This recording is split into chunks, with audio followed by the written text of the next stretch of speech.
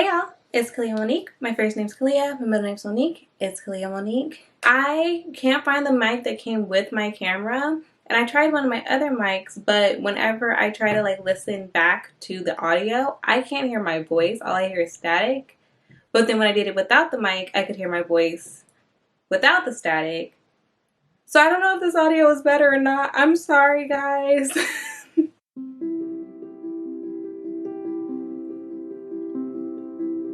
It was very humbling for me to count out how many books of mine I have not yet read.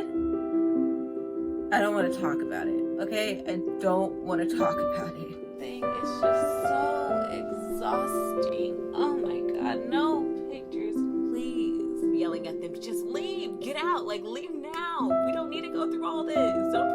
Why are you heading towards trauma on purpose? I love you too. You're literally sunshine as a person, but thank you. Thank you so much.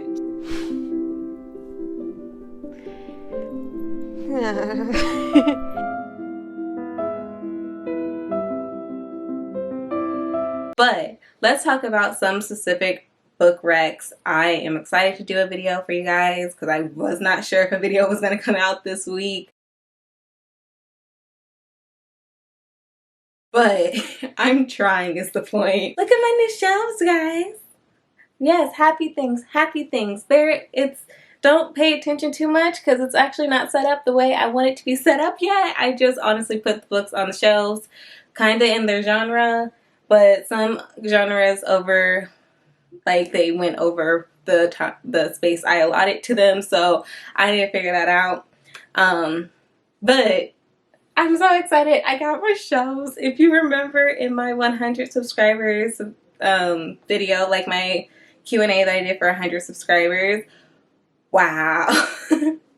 So many milestones with that thought. But when I did that Q&A for 100 subscribers, I had talked about how my dream library includes these shelves, which Naya Reads and Smiles has on her channel, and the second I saw them, I was like, I am utterly in love. This is what my dream library looks like. I'm just so excited that I was actually able to get these shelves, and I'm just so proud of myself because my 1-year anniversary is coming up, and in less than a year, I was able to make the room that I wanted, and that's just huge for me.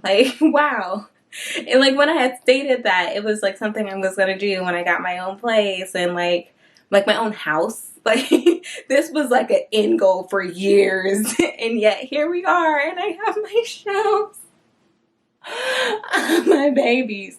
Anyways, like I said, I haven't had energy, so I was I didn't know if I was gonna film a video today, but last minute I sent out on my Instagram a questionnaire for you guys, or a prompt for you all to send some of your specific book recs. So I'm going to be looking for the books to recommend to you guys with my new shelves, and I'm so excited. I'm still figuring out the setup and everything. Hopefully once this week dies down, I feel like I have been saying this since November, but hopefully when things start to die down, I will be able to film earlier in the day. Please. Lord, please. And then you can actually see what the glory of when the sun's hitting it. But yeah, I got my new shelves. First up, we have books that feel like a fever dream. Bunny by Mona Awad. This felt like a fever dream, and kind of is the reason why I want to give it another shot. Personally. Okay. Also why I'm recommending it, even though I didn't give it that great of a score or that great of a rating. I gave it 2.5, I think. Was it a 2.5 or a 2-star? I can't remember. But it wasn't that great of a rating, I'll admit that.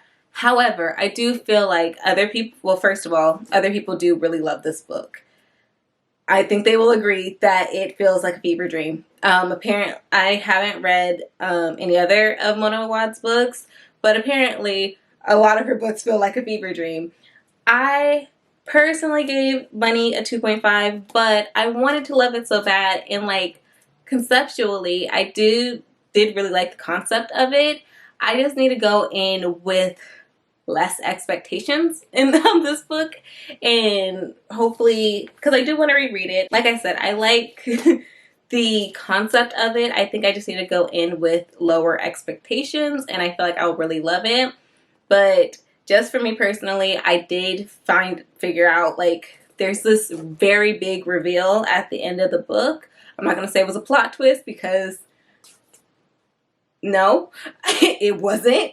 But I saw the reveal coming the second it was first mentioned. Like, it was like the main character, what was the main character's name? Samantha. It was like Samantha was in this setting, and then she met this person, and I was like, huh, it sounds like X, Y, and Z happened, and sure enough, that's what happened. So I had kind of saw the big reveal happening way before I was supposed to, and it just took me a while to get into the book. And so when it came to the big reveal, it kind of made the big reveal seem very much not that big. It just kind of simmered it down a bit, because I had already realized it long before, and then there was also other issues I had with the book. So I was just like, I went through all of this and I saw this coming. It took me a while to read this book. Granted, I was reading other books as I was reading this book, because I would just put this down because I was buddy reading it and I wanted the other person to catch up with me. And so, considering I had already figured it out and then I come back to it, I was like, I figured this out 2 weeks ago. Like, okay. I think that this is a great book to feel like you're in a fever dream, because it was just so much happening. It was just not so much happening. I don't know. It was a fever dream for me, if I'm being completely honest. And I definitely recommend it too. Because like a lot of people like it. It's kind of a divisive book, and it's not like when I left it, I was angry with the book. Which definitely other books that are divisive, I tend to be angry at the end if I'm on the negative side of the enjoyment spectrum, as in I did not like that book. I tend to be very angry about the time I spent with it. This one, I did not feel that way at all. I was just like, oh, darn. I should have had lower expectations for this book, or kind of went into this book more neutral, or like without knowing anything about anybody's opinions or thoughts about it at all. And I feel like I would have loved it. It was just all different factors in my life impacting my enjoyment of the end of this book necessarily. But I loved the atmosphere of it. It reminded me very much of Get Out, because there's just so many similarities from like this stag in certain scenes, or just like the overall atmosphere and me screaming at the character to get out and leave. Also, the way other characters behaved, I was like, is somebody else in control of their body? Like, also the experiment of it all. There was an experiment like factor involved in the book that again felt very Get Out-esque, even though it was like, I don't want to spoil Get Out or Bunny for you guys, so I don't know how to explain it, but there was an experimental factor to this all. And again, the stag, and then of course me just being like, okay, even me to the main character just being like, leave, get out of here. But it was like Get Out with more commentary on like what women endure or what women go through in a scholarly or academic setting, which I appreciated. Again, I want to go in this book so badly with low expectations so that it can surpass it. And yeah, just like it's a fever dream, just because there's so much going on that isn't explained for too long of it. And then also when I did realize what the big reveal was going to be, like when I first realized it, I had talked myself out of it. I was like, no, there's no way. That's not what this is all about. And then sure enough, more clues started happening. I was like, oh no, that's what's happening. Like when the stag kind of happened, when the stag outside the door happened, for those of you who have read it, I was like, oh, she just did it. Oh no, I was right. That's exactly what happened in that situation. So again, it was kind of like lower on my enjoyment level, but again, I want to give it another shot, because I was just like, there's nothing about how it's written. There's nothing about the atmosphere. There's nothing about the overall continuity that impacted my enjoyment of this book. It has to do with the way I was reading it, having to stop in between sections, and then also having gone into it with such high expectations based on what other people were saying. That is honestly what impacted my reading experience, and I should have gone in with it being more like, I don't even know, like I do with most of the books that I read and end up enjoying. I'm going to reread it at some point. I just need to give it some time, but I'm going to reread it at some point, and I feel like it's going to get a higher rating because the atmosphere, everything is there, and it absolutely 1000% feels like a fever dream, kind of sort of a nightmare. Yeah, it was a nightmare. I was going to say in the best way, but there's no good way of having a nightmare. So next up, a book with a great plot twist in a genre. Was that a plot twist? Oh my god, where's my other copy? I lost a copy of my baby. Is it on my cart? I don't think it is. Oh no, that needs to be found today. Well, tomorrow, because it's the end of today. I would say Ace of Spades. It wasn't, again, this is probably a plot twist that I saw coming, but I had talked myself out of it because I was like, you can't do that. You cannot do that. You can't just, when we find out who Aces, that's the person's name. When we find out who Aces is, I had kind of known it was who Aces ended up being, but I had talked myself out of because I was like, no, other books wouldn't do that, so there's no way. And then, lo and behold, accuracy. This book is so accurate to real life. Okay. And I was about to spoil. But no, I need to pick a better book because I knew that plot twist. There are books whose plot twist I don't know. Like, I'm so entranced in the book that I don't even realize, and then the plot twist happens. So if I could find one of those, that'd be great.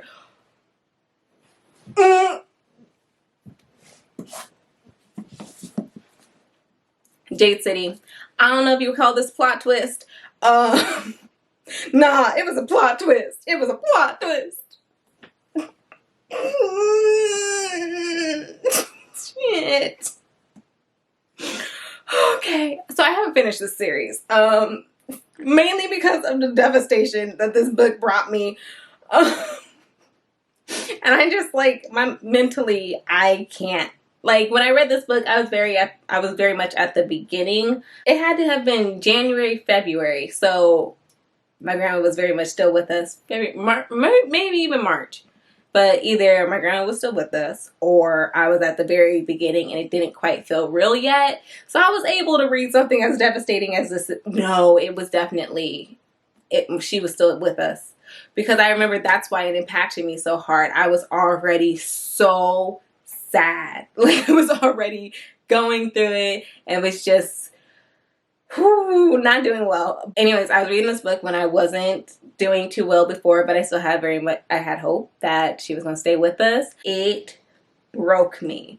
I'm counting that as a plot twist. Because you can't do that. Again, just like Ace of Spades did, nobody else does this. And so when the thing happened, I was like, no, this is a lie. This is gonna get fixed. They're gonna SJM this, and everybody's gonna be okay at the end. That's how this is gonna end, and it wasn't like that. And so I'm calling that a plot twist because it happened. Oh, that was also the reason why it was so impactful, because it was quite soon. It happened so soon. We were not even halfway through the book yet. We were close to being halfway through the book, but we were not halfway through the book yet. And a certain thing happened, and I was like, no, I disagree with this. This did not happen. It's not possible that this happened because no one else would do this. No other author would do this. But Fonda Lee did it, and it hurt so bad. Like, I've never bawled crying like that before in a book. No, at all. I was gonna say over that certain situation, but like at all.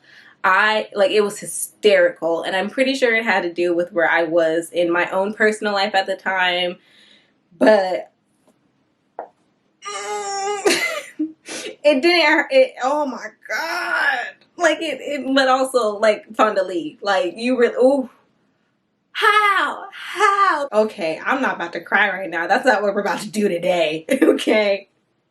I'm trying to keep it together. Today is my good day. Okay. I'm gonna say Jade City for that. Absolutely. It's because literally it happened. I was like, no one else would do this before. No, what? How? No, God, no. Fonda, why? I really need to finish that series, but I am not there enough to do that. I'm not mentally there enough to finish the series, and I want to so badly. Fantasy, romance, thriller. Are these 3 separate books, or you want a fantasy, romance, thriller? Because there's commas. There are commas.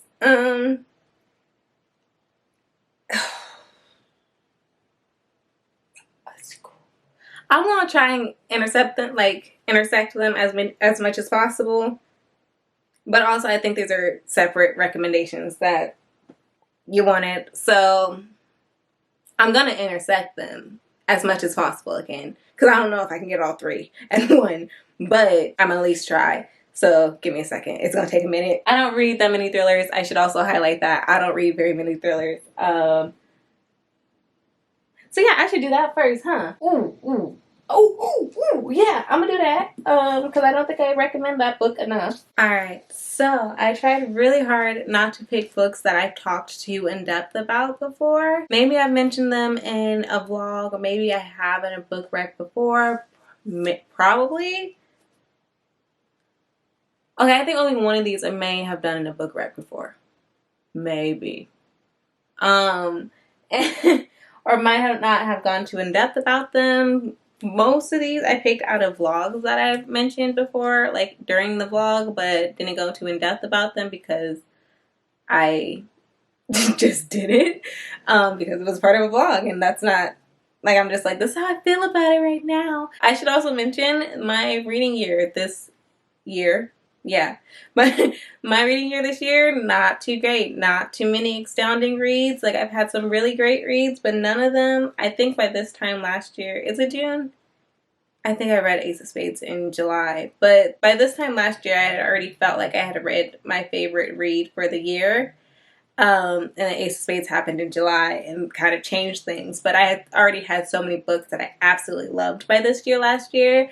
And this video has very much highlighted that it has not been like that this year. So I try to think about some books that I haven't recommended too much on my channel. Maybe I have mentioned them, I don't know, or just some books that I feel like need to be highlighted more for specific reasons. So first up, a fantasy read that I want to be highlighted more for a specific reason. I picked Wicked Fox by Kat Cho. And I chose this one because, first of all, it definitely features a romance that I absolutely adored. I love this relationship, and when it comes back in Vicious Spirit, the second book, it's just like, I love this couple. I love them so much.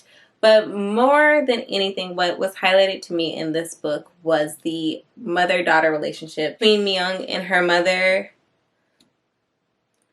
Like, there's so much I could project myself onto, and then of course parts that I couldn't quite relate to, but it was still so beautiful to see how a mother's love can kind of be warped, but then also be so much and so essential to the essence of her being. It was just, they were just such complex characters that I loved so much. I love Myung as a character because she is kind of reserved, and she tries not to show her feelings very often. She definitely has her guards up, and yet when she finally opens her guard to a new person, it just, I love it. I love it so much. And the conversation of sacrifice and the willingness to sacrifice for yourself for those that you love, that happens across various relationships in this book and its companion novel, Vicious Spirits, if you guys can see it.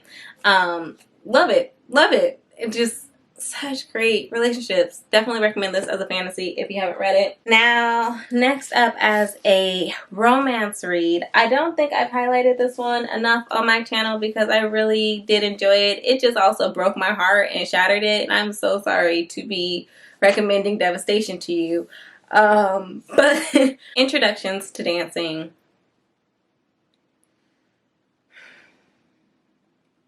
I was not ready to feel the things I felt at the end of this book. I was vibing. I was loving it. This romance read, by the way, if I haven't mentioned, this is the book I'm recommending for romance. Also has kind of, if anything, magical realism involved in it. I wouldn't quite say fantasy, but like magical realism of sorts. She's that So Raven, essentially. She sees the future of other people's love stories and how they end specifically. She sees the end of how everyone's relationship ends. But if she sees them kiss, she will see how their relationship ends. And yeah, I don't know how many times I can repeat that. But yeah, Evie can see the future or the end of everyone's relationship after she witnesses them kiss. She also meets X. And X is everything one would want and a boyfriend.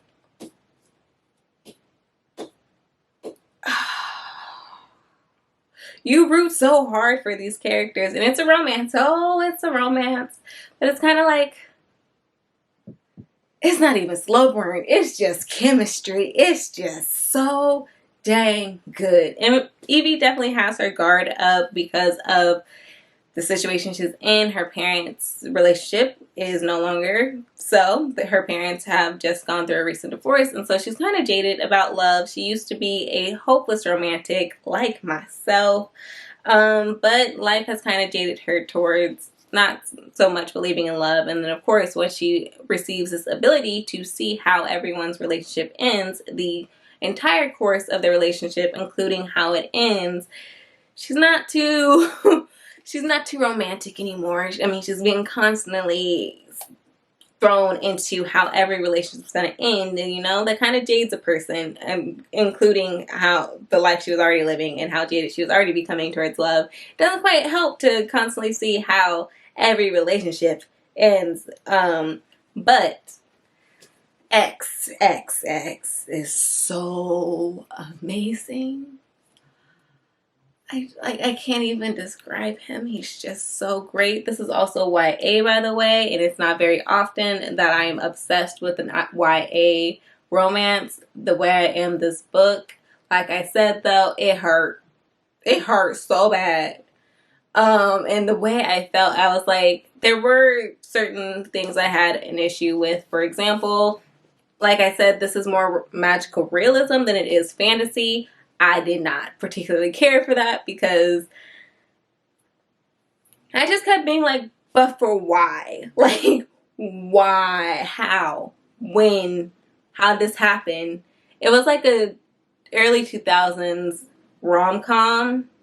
And you know how you love your early 2000s rom-com, or at least I do. They raised me. This is why I am who I am. However, you watch it and you're like, okay, but that doesn't quite seem realistic and that doesn't seem possible. Or you just are like, okay, it's possible, but how do we get here? Like, how? I just want to know how. And there were just certain aspects of this that I just wanted to know how. Like, what? Like, you think you explained it to me, but I don't feel as though I received an explanation. I feel like I received an excuse, if anything, because I still don't get why. But overall, the story, the relationship in this book, beautiful, absolutely captured my emotions and feelings. I was completely devastated at the end of this book, and I feel like that was the goal. It's just so cute. Witness this love. Please, please witness it. Because it was so great. I'm just still so upset of the ending. Like, I just want to know why. And that's not even what I was talking about earlier. That's not something I need an explanation for. You just did it. Like, Nicola Yoon just did it, like, fine. But why? I'm not upset. I am upset that it happened, but not in, like, the negative sense of, like, I need an explanation. I need to know, like, why. It doesn't make sense why, which is what I was referring to earlier of, like, I genuinely just need you to explain this part. And I know you feel like you explained it, but you didn't. And so, how is this possible? Like, just how is this possible? Versus, like, the end of this book, I was just like, why? But, like, why though? Why? And next up for a thriller rec, I actually read this before I started my channel, and I don't think I've actually mentioned it on my channel at all now that I think about it. I think I just mentioned that this author is my favorite author, or at least one of them, especially considering this is not my favorite genre. It's one of my least favorite genres, actually, but this author absolutely captured me, and I was just like, I love her. And now she is my favorite, and she's stuck as my favorite. Anyways, that book, my favorite thriller till this date, and that's why I chose this one, because even if I have mentioned it before, it is my absolute favorite. Ace of Spades counts as a thriller, doesn't it? Shit. These are tied, if anything, for that then. Is it though? Oh God, I don't know. I don't know, because the authors aren't tied. No offense to Frida. I just need to know. Oh, isn't Frida doing another book, y'all?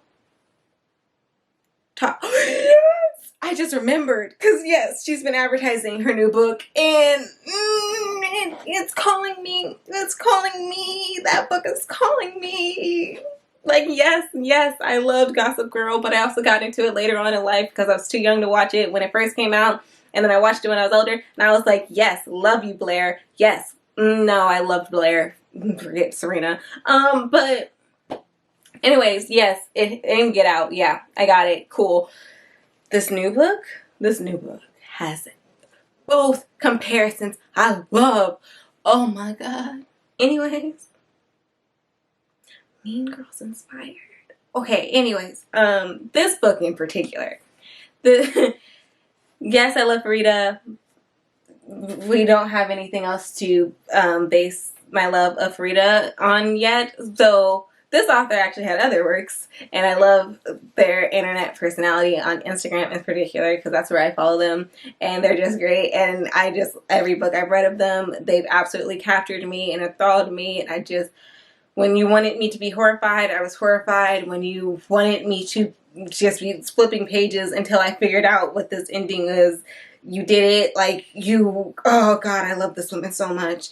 And that is Tiffany D. Jackson, the book, the thriller I recommend, that I love so much. I know you're gonna love it, because I had my sister read this and she loved it, and we were discussing like, there's nothing wrong with this book. It is great. I don't understand how you could not love this book. It's such a great thriller, and it's such a great book with such a great message and dedication, and that is Monday's Not Coming. Oh my God. My baby. This book right here, Claudia has a friend named Monday. Monday goes missing, and Claudia seems to be the only person that cares. I thought I knew what was going on in this book. I was mad at the dad. I was like, oh, the whole reason he's mad about this situation is because he's homophobic. That ain't the dad's problem. That was not the problem. I did not see the huge plot I did not see the big plot twist that happened in this book. I didn't see it coming at all. I didn't. It was, what? I'm sorry?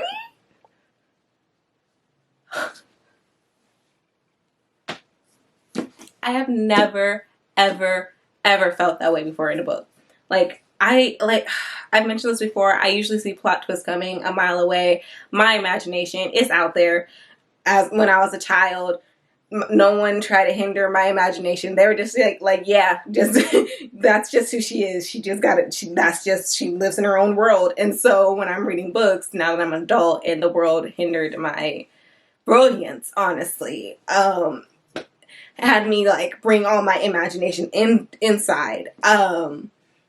It's very rarely now that when I read a book, I don't actually know what the plot twist is because my mind already went there, boo. I'm just waiting for you to catch up, and maybe I'm gonna water it down to meet you where you're at. But I'm out here. I'm gone. See, you can't even see my finger anymore. I'm gone. I'm out there, and I'm gonna just bring it down to where you're at. This book was far beyond where I was. It was like, what? I'm over here just talking about how every character is horrible because they're not taking Claudia seriously, how they're being mean and bullies, and like I said, I thought her dad was homophobic. That was not that man's problem. I'm sorry, sir. And then we got the plot twist, and I was just like, we got the plot twist, and I don't think I had stopped crying. I had cried until like the plot twist. I was like already like my eyes were cloudy. I think maybe I had already shed a tear or two. Plot twist happened. I did not stop crying until I finished this book, and then I continued to cry. I was also doing a 24-hour readathon. That readathon was officially over after I finished this book. I loved this book. Oh my goodness. Monday's Not Coming. A great thriller wreck. Also features a tiny bit of a romance in it that was very cute. I will say that.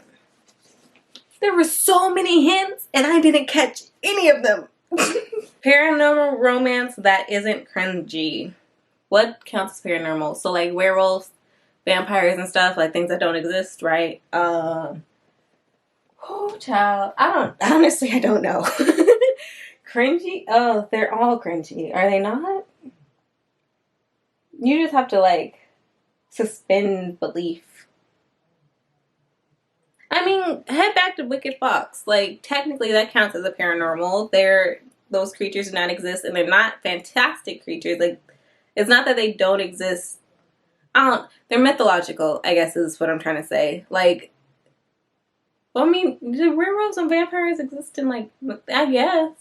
I don't know. But a nine-tailed fox, to me, that kind of seems more on the paranormal aspect, maybe a little bit, instead of fantasy, because fantasy, we've all decided, like, absolutely does not exist. And again, kind of with mythology, same thing. But mythology has, like, a cultural aspect to it. And I feel like mythology veers towards the paranormal. I don't know if I'm explaining myself properly and if that counts, but if it does, I'm gonna go ahead and say Wicked Fox. If you want a new rec, Vicious Spirits, technically you don't have to read. No, actually you need to read them in order. Follow completely different characters. Read that series. Read that duology in order. Cemetery Boys. I don't think I've ever recommended this before. I gave it a 4 stars, 3.5, one of the two. It's really good. It's really good. I think it was another case of so much hype was surrounding it that it didn't quite live up to the hype for me, but it was still a great book. I love the representation of brujas and brujos and how it delved upon identity and how that how your identity intersects with your title as a brujo. Yadiel is a brujo, and he is transgender, so his family isn't very accepting of the fact that he is a brujo. They want to misidentify him, and he wants to stay firm in what he is, which is a boy. And I loved how it intersected with but the romance in this was also great. Okay, I was like, a paranormal romance, oh crap, I don't know if I'll count that as this, but there is a great romance that is involved in this as well that I loved watching happen. And that's why it wasn't cringy, because you kind of had to lead up into it, and they kind of developed a friendship first. Brujos, also known as witches or warlocks. Are men the male witches? I don't know. But this one, I loved the romance in this. I loved the friendship that was developed to create the romance within this. It was so damn cute. Daughter of Smoke and Bone. I'm not taking out the box. I'm really not. We can look at that. Yeah, I'm not taking out the box because that's going to be a fight that I don't feel like getting into with an inanimate object, and I would lose. So anyways, I've only read the first book. I need to read the other two. I'm aware it's a theme of this year. But this one deals with angels and I guess demons. They don't use that language, but there are angel-like creatures and demon-like creatures. I love how they were discussed. And the romance in this was so much of an undercurrent of the whole thing. Ultimately, it is the main character looking for her family or her found family and figuring out what happened with them. And she crosses this other person, this other being who turns out to be an angel, I would say. I forget the language. Seraphim. In my defense, even when I was reading it, I'm pretty sure I wasn't saying it right. So I've just erased it from my mind. But she comes across this male angel of sorts, and he kind of is helping her figure out what happened to her family. And there's this dual timeline or dual story that's being told. More characters are being told as this mystery is occurring, and it is so nice. And honestly, it also was a fever dream, because I was like, I was just here. It was all vibes, no plot, and then you find out what happened. You were like, this whole thing was plot. Actually, it was right there, and it was so wow. Also had an amazing plot twist. Not gonna say I didn't see it coming.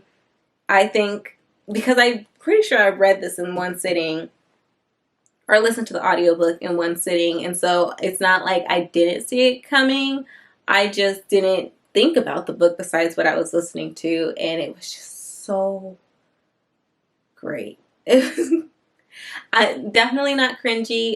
I just love it. Okay, I don't even know how to describe it. It was just so beautifully dealt upon, and it was the first time I had seen them depicted in this way, of like a more neutral or more neutral gray, not so black and white, but more of sitting in the gray of what is an angel and what are demons and how do they behave in their interactions, and the beauties that demons can have within them, and they can be family, and then just beautiful.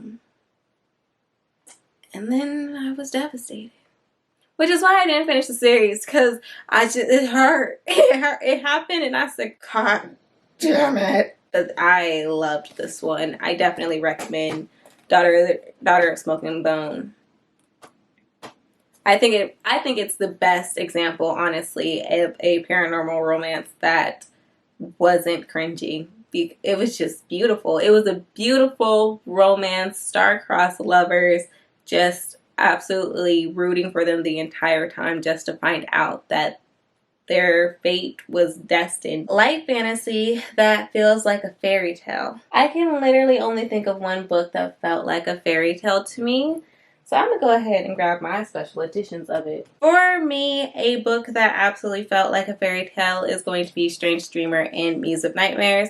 Now, although I did love Muse of Nightmares more than Strange Dreamer just a little bit, it gave me everything that I felt I was kind of lacking in Strange Dreamer. And I feel like that has more to do with the fact that I was already so emotionally invested in the characters. Whereas in Strange Dreamers, I had to get introduced more into them. It was like a get to know you. And the more I got to know the characters, the more I loved them, which positively impacted Muse of Nightmares. But, it took time to get to know them in Strange Dreamers, so that was the only thing that I kind of missed. That was the only reason that this got a 4.5 instead of a 5-star. When I reread it, I know for a fact it's a 5 stars, because it's just, like I said, it feels like a fairy tale to me. It's a comfort. It is so beautifully written. I hope you don't mind lyrical writing, because that's what this is. If you do, I recommend the audiobook, because Steve West is Steve West. Is that his name? Adam West is okay. I was like, what's Batman's name? Because then I know for a fact I got it right. So Adam West is Batman. Steve West is the narrator of Strange Dreamer and Muse of Nightmares. His voices are amazing. They're great. Oh, God. Oh, that man's voice. Okay. The Strange Dreamer is the only book I can think of that absolutely felt like a fairy tale to me. Just so beautifully written, so great, and in the sense of like actual aspects of the story, it's also felt like a fairy tale. From the girl that was trapped in the tower, technically it was a citadel. She was trapped in the citadel. Hey, citadel, by the way. But she was trapped in the citadel, but far away from the one she loved, and how in his journey to try and get to her. It also has the like called the chosen one trope, you know. It had a lot of tropes within it that felt very fairy tale-esque, along with the way it was written, which was quite lyrical. Again, if you don't like lyrical writing, I recommend the audiobook to get into it, like feel like actually really feel that the beauty of the lyrical writing. Like if you can't physically read lyrical and it feels quite boring to you, I would recommend the audiobook, because that made it more exciting, easier to delve into, didn't feel as slow, and it was just Steve West. I have yet to hear this man's voice and not be in love. Oh, and I would say it's light fantasy because, like, yes, they have abilities, but it's not like they're fighting anyone with them. Even when they do fight it, it's not about fighting. This book really is not about fighting anything but your like own personal hangups and growing as an individual. I love these books more. I love them so much. Oh my god. Okay. Focus, Kalia, focus. A book to read when I'm about to be buzzed. This is my favorite book. These are my favorite books to read.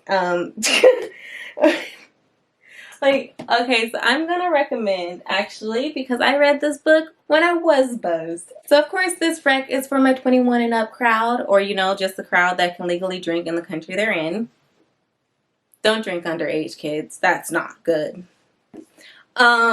I meant that. That sounded very sarcastic. I'm just getting tired at this point. But I actually read this book when I was buzzed. In particular, I was sober for most of it. I would like to mention I was completely fine for most of it.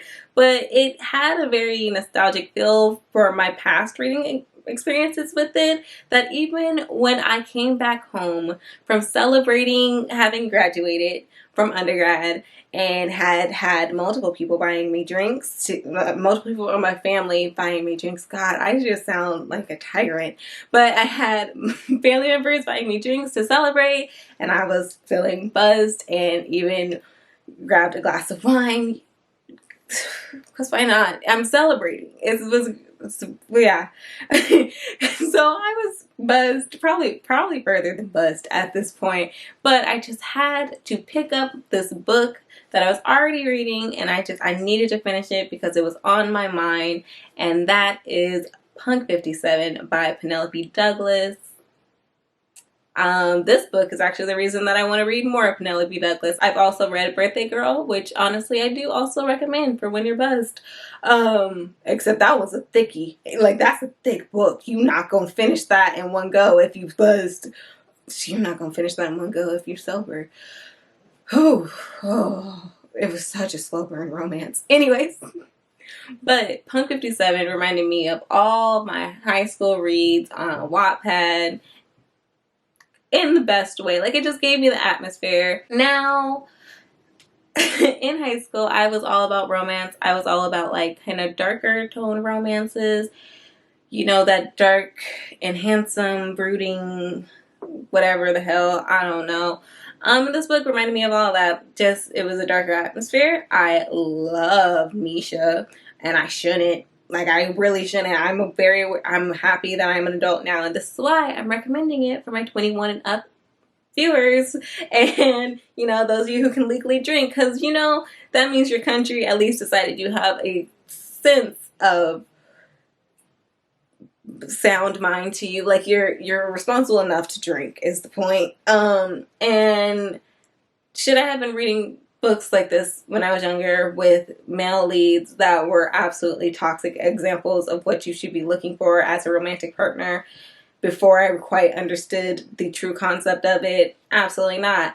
can I read it as an adult and realize that he is a flawed character that if I were to encounter as an adult would not give my time to, and know that that is not a healthy person to seek in a partner, and that he needs to get help. He needs to get professional help with a licensed therapist to help deal with his trauma and his issues, and not project that onto me as his romantic interest. Yes, I understand those things now as an adult, and therefore recommend a book like this to other adults who would be interested in things like this. Punk 57 was a great book for me to read when I was buzzed.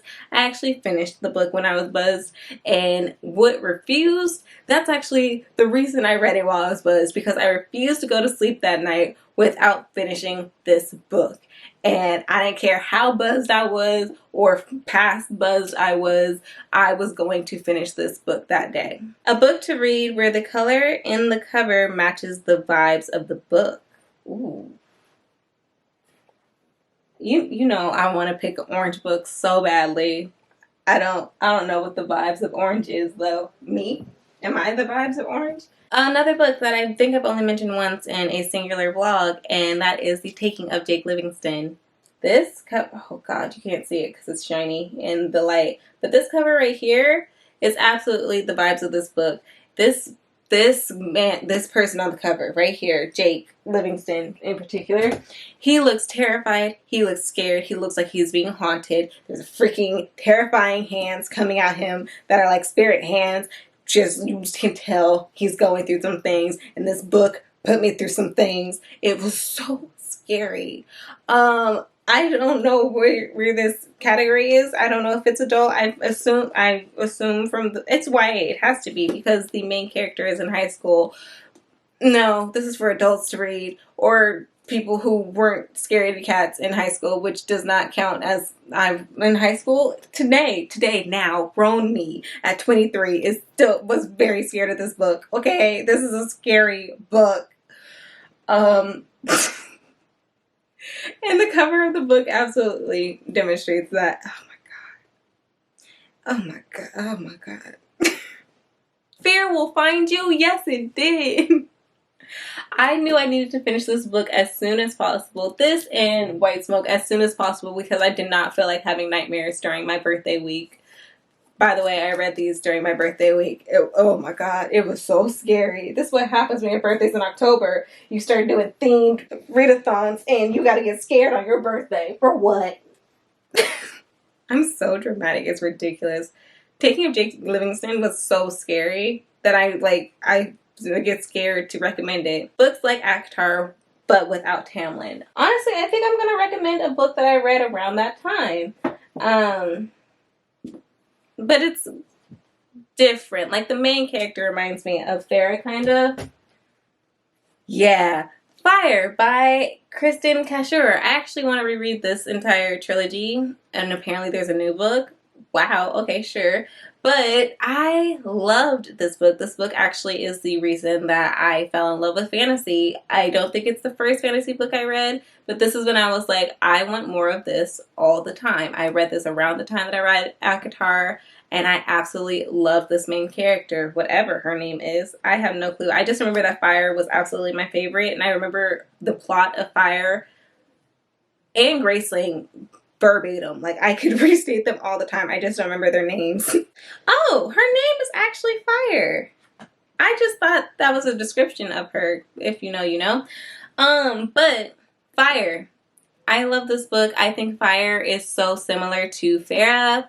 Also, her love interest, whose name I really don't know, he actually reminded me of a more mature Rhysand, I would say. Like, he had his own things going on, just like Rhysand did, and there's no Tamlin in this book. This book is all about this book is all about Fire and how she's dealing with her own familial strifes that really impact who she is as an individual, how she wants to navigate life moving forward, how she views the world, her impressions of how she sees herself and her family moving forward. Now that certain events have passed, her relationship with her father has deeply impacted her as an individual. and all she wants is to and she kind of navigates her life in a solitary way. She doesn't want to be surrounded by a lot of people because she's afraid that she is this monster that her dad tried to create. And although that doesn't quite sound like Farrah, the way she behaves is like a more mature Farrah. Like, I get why she's the chosen one. No offense to Farrah, but Nesta is my bae, and that's sisterhood, okay? But Fire, she was just so independent and strong, and when she finally let her guard down, y'all see how I really love a strong character that finally lets her guard down for certain people? When she finally lets her guard down and lets people in, it is just the most beautiful thing ever, because you can see how hard it is for her to go through that. Like, she didn't have the typical upbringing. There was a lot of pressures put on her by her dad. There was a type of person her dad wanted her to be, and as she got older and he was no longer in her life for certain reasons, which you're going to have to figure out on your own while reading the book, when she had to come into her own and had to figure out what that meant, the woman she became and the woman she realized she always was just so beautiful, and I was so happy for her. Honestly, I would recommend this over ACOTAR any time. And all the books, actually, and from Graceling to Fire to Bitter Blue. I don't know what the new one's called, and I haven't read it yet, but those three, I loved how strong the main characters were, the main female characters. I felt like they each had their own internal issues to overcome, and I feel like they did. I just loved watching their journey and their internal journey that they had to go through to be, like, they were already strong women, but then they became like even stronger in the end because they learned to love themselves, and I just love it. I love it. A book that feels like a hug. Oh my goodness. Let me go get her. The Tea Dragon Society, the Tea Dragon Festival, and the Tea Dragon Tapestry. Which one feels more like a hug? I can't even tell you which one is my favorite. I love them all so much. They are all a hug. It is just so comforting and beautiful, and like, it makes me so happy to think of this world and these characters, and it was just so cozy, cozier than I ever thought possible in a graphic novel, let alone like in a book, let alone a graphic novel. So like, the fact that in such few pages and such few words, I was able to feel like I was being comforted by a hug while reading these three books. It's just so beautiful. I think the one that felt most like a hug, honestly, probably is the final one, the Tea Dragon Tapestry. It just was such a beautiful conclusion to the first book. We got to revisit the characters that were in the first book, and it felt like closure from that book. It felt like saying, see you later, like see you next time, to some characters, even though these are the only three. This is the end of the story. It felt like we got the closure we needed. It felt like a hug. Like, these are like, you read the series and it's just like, these are your friends, and they're meant to feel like they're your friends that you love and whose stories you love, and it's just beautiful the entire time. I can't even I genuinely don't know how to describe that series besides just thinking of it as a hug. It's just so great. Oh my god, my battery's dying. We have 3 more though. Okay, I already answered this one though. Amber said, or a spooky YA or a middle grade. The Taking of Jake Livingston. Spooky. Okay, that's scary. Oh my god. Or the book that was going to be runner-up was White Smoke by Tiffany D. Jackson. Very scary. Scenes happen in this book, and I was like, I feel like it's happening to me right now, and I'm scared. Like, just the atmosphere of the book was very scary. It felt like I was in the scene, and I didn't want to be in the scene, okay? It was too scary. Also, YA, that is spooky. I would recommend those two. I don't read very many spooky reads. I do read YA. I haven't this year, but I don't read very many spooky reads. But those two I would recommend. They were terrifying, and for some reason they're YA. children need this. Yes, I mean, they were very well written. Not taking that away from the authors, but like that was terrifying, and I was not that type of child. I don't want to be scared.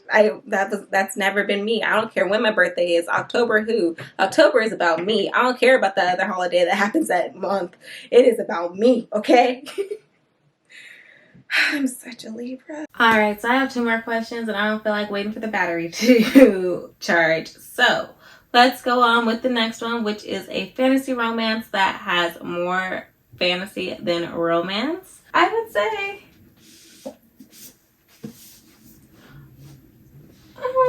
Fire would be a great one for that. Darn. I already recommended it, but I would say She Who Became the Sun by Shelley Parker Chan. She Who Became the Sun.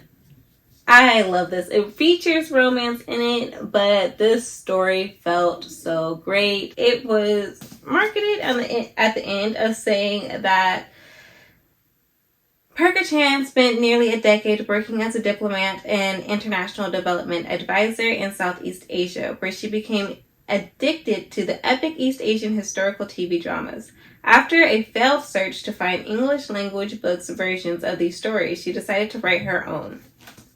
Exactly, and that is exactly what I got. It felt exactly like an East Asian historical drama, which, if you don't know, I like to watch a lot of East Asian dramas in general. Like, I wasn't saying particular K-dramas, but no, in general, especially if it's going to be like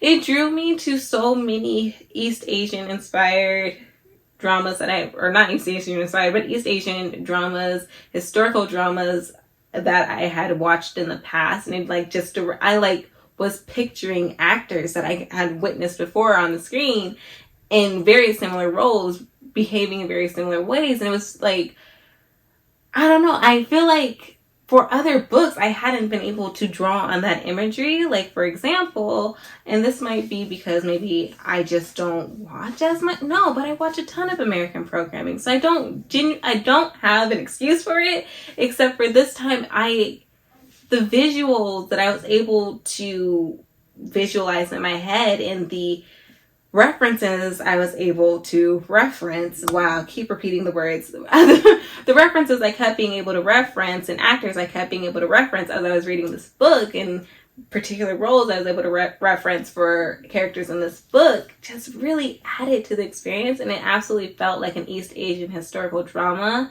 that did incorporate a romance in it, and it was so great. I loved it. I loved it so much. My voice is giving out. Oh Lord. But another one that features romance but isn't the highlight of the story, it's more fantasy than romance in that sense, and that is A Dark and Hollow Star by Ashley Shuttleworth.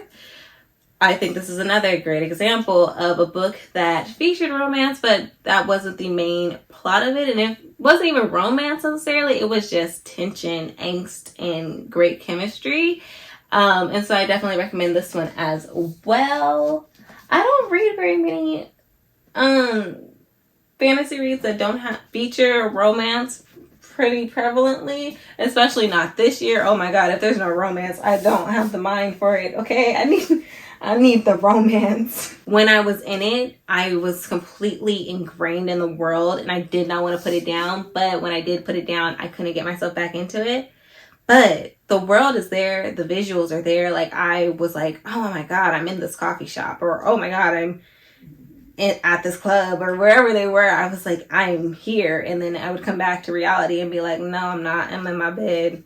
Cool. I also would recommend Fire again. Like I said, there was tension there, but it was like a romance subplot. Like, the whole book was very much ingrained in Fire figuring out who Fire was without this great title over her, and then also having to deal with other people's perceptions of her.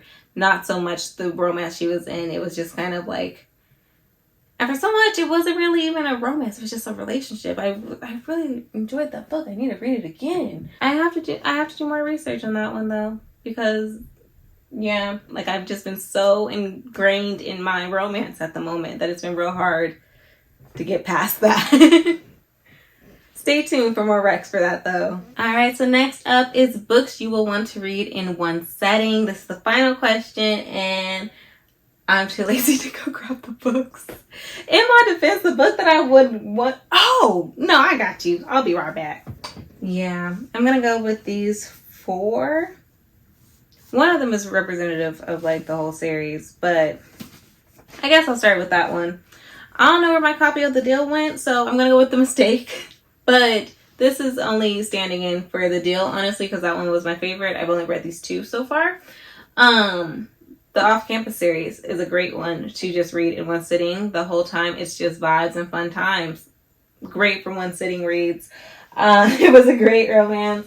I think Punk 57, I already recommended that one. Same exact reason. It's just like something about really... No, Punk 57 isn't a soft romance. And honestly, the Off-Campus series, the 2 books I've read, have both dealt with like pretty serious topics. But the love that surrounds both of them, just the way it's written, feels very light. And so it's very easy to read in one sitting, in one go, or at least want to do so. Because if you're like me, even if you want to read something in one sitting, and you could physically if you wanted to do it, you might get distracted by things, and so it never works in one go, but you want to really badly. And so the Deal in particular was one that I wanted to read in one sitting. Also a recent read that I will be finishing very soon, I'm pretty sure tomorrow, but Twisted Love by Anna Wong. If I could have just focused on this book, which is not but it's not the book's fault that I have to work. But if I could have just sat and read this book for a while, I would have finished this in one go. Every time I was at work, I was thinking about this book. It was so great. Also, speaking of work in just one go, an audiobook, The Worst Best Man. That one I actually listened to the audiobook while I was at work. And the only reason I continued going with the audiobook is because I absolutely wanted, like, I just could not put that book down, whether it was a physical format, audiobook, or what. I need, like, the story itself and the characters, I didn't want to let them go. So I didn't, like, I was like, I'm so happy that this project I'm working on at work can let me listen to audiobook, because I don't know what I would do if I would have to finish, like, if I would have to pause this audiobook. I just want to keep going. Another audiobook that did the same thing for me, Finley Donovan is killing it. I did not expect to like that book, so I didn't get the physical, but it was the group book for La Fantasma with Mel Reeds and Olivia Reads a Latte. I did not want to put that book down. It was the greatest thing ever. That one I do not recommend the audiobook for. I much prefer, I should have read that physically, because I did not like the narrator's voice for some of the characters, and it annoyed the living hell out of me. But that was a great book to just keep wanting to read and read and read. Okay, another audiobook. It just keeps hitting my mind. A Curious Beginning by Deanna Raybourn was another audiobook that I had started at the beginning of work and refused to pause. Another time where I was working on a project at work where I could just listen to an audiobook, and I was like, I am not pausing this. I am not stopping this until I have finished this audiobook. Now, unfortunately for that audiobook, I had finished work before it ended and then had to return later, but loved it. Loved their banter between Veronica and Stoker. Loved it all. But back to the books that I had actually planned on talking about. We have Anna K. Away by Jenny Lee. This is the second book after Anna K., A Love Story. This one in particular I chose because while I'm pretty sure I read Anna K., A Love Story in like one sitting, maybe like 1.5 sittings, this one is just all summer vibes and just complete melodrama, just chaos. It is nonsense. It is... But I was vibing with it, and that had a lot to do with the flow I had developed with Anna K., A Love Story. The first book made me want to read this in one sitting, and that's what I did. It was great. It was vibes. It was chaos. It was a mess. This book is not for everyone. These 2 books are not for everyone, but it was absolutely for me. I love the drama. It was nonsense drama, and I loved it. Also, my favorite character is Lolly. Is that her name? I'm pretty sure it is. Lolly, yes, I was right. Lolly. My favorite character is Lolly. And again, I feel like that's a character that not a lot of people like. A lot of people think that she's kind of like flighty or whatever. And I feel like in the first book they have a point, but I do feel like Lolly kind of stepped into herself a bit more. She learned a bit more about herself in this book, and I just wanted so much more for her in that first book, and she got a bit more in this book, and I was like, thank you. The next book I recommend, Over the Top by Jonathan Van Ness. As you can kind of see, this copy has gone through some things. That is because one thing I like to do when I'm reading a book is take it everywhere with me, whether I'm reading it or not. But this time I was reading it for some of the times that I was out the house, and I didn't know about book sleeves until last year. So my books have gone through some things. But this book reads as though Jonathan is speaking to me. Like, I just love how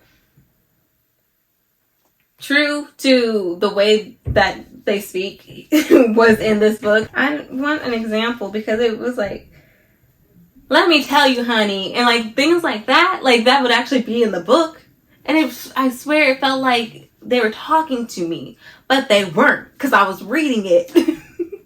I was reading their story, but it felt like they were telling me their story. And I just really enjoyed this. I keep saying audiobook, and I didn't even read it audibly. That's annoying. I really love this book, okay? I really loved this book, and it was so great. It says, Over the Top, a raw journey to self-love. And that's exactly what it felt like. It was just so great. I loved their voice and everything. It was just a really great read that I read a while ago. I loved their voice that was so prevalent in the story. I love it when a memoir very much reads like the author is telling me something and telling me their story. I think it's just beautiful and great. But yeah, that is all for today, you guys. If you enjoyed this video, if you enjoyed my face, my voice, and my extraness, go ahead and press that like button down below and press the subscribe button and bell notification if you like to be notified when I upload. If you'd like to stay connected with me, as I would like to stay connected with you, I of course will have all my social medias linked down below as well. And if you'd like to support this channel further, I of course have my Amazon wishlist and coffee linked down below as well. And what are some books that you would have recommended for these prompts? Are there any books that I mentioned that you haven't yet read, but maybe they're now on your radar? Let me know down below.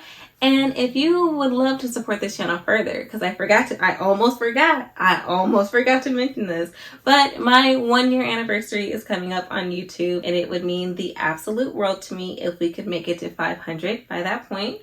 So if you can share this video, share my channel, spread the word that we are on the mission to 500 by my 1 year anniversary. I'm so excited. I'm just also just so proud of the fact that we've come so far. Like, how in less than a year am I like already a good ways towards like my dream library or my dream book setup, and with my dream shelves. Like, I have my dream shelves, and the fact that I'm almost at 500, like, I just thank you all so much. I really appreciate it. I love our little community that we have formed here on YouTube. It means the absolute world to me.